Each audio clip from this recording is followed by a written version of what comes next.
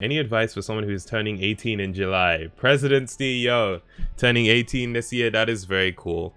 I totally understand the position you're in as far as like the whole turning 18 and kind of wanting a sort of life advice, wanting a bit of direction. I totally get that. You know, it's a common thing for people to search advice for a blank year old, and I think the most common ones are gonna, you know what, let's test it out. Why not? Advice for a year old. Okay, 19-year-old, 20-year-old, 21-year-old. Oh, 18-year-old isn't actually on there. It's not one of the most popular ones. That's interesting. I thought 18 would have been up there, but 19 is pretty close, specifically 19-year-old female. But yeah, obviously all sorts of ages.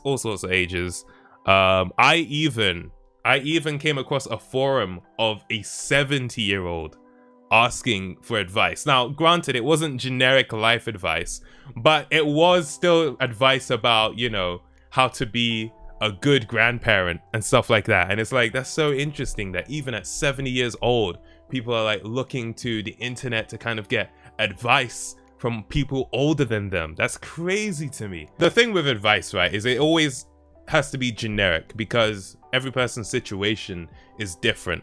And so there's really no advice that someone can give you that doesn't know you that is gonna change your life or whatever. But just general things I will say about turning 18. What I will say is, yes, turning 18 is when it's in society, it's kind of seen as becoming an adult, but you're still very young. That's something that if I looked back, I would have told myself, like, yeah, you're turning 18. And I put a lot of pressure on myself, like, I'm 18, I'm an adult, I've got to go hard and make things work. But 18 was also a year where there was so much change. I stopped going to school, you know, I graduated. I started doing YouTube full time. Like there were a lot of changes in my life.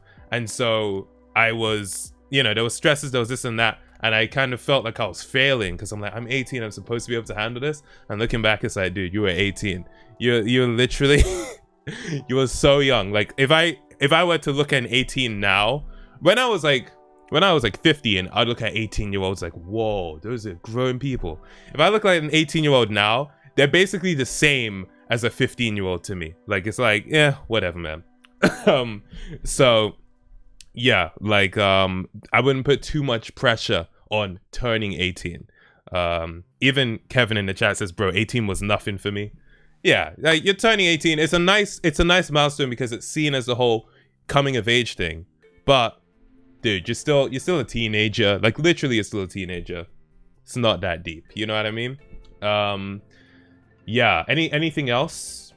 Yeah, there's nothing else I can say that's so generic. But yeah, congrats on turning 18. It's very cool. It is cool. You don't have to fake your age when you're on Steam and they're like, how old are you? You can actually put your real age now. Let's freaking go. Being 13 felt same as turning 11 to me. Oh yeah, I mean turning 13. The only difference is that you have like the suffix teen in your age. It doesn't really mean anything, I'm not gonna lie. I think when I turned 13, I was able to join Facebook.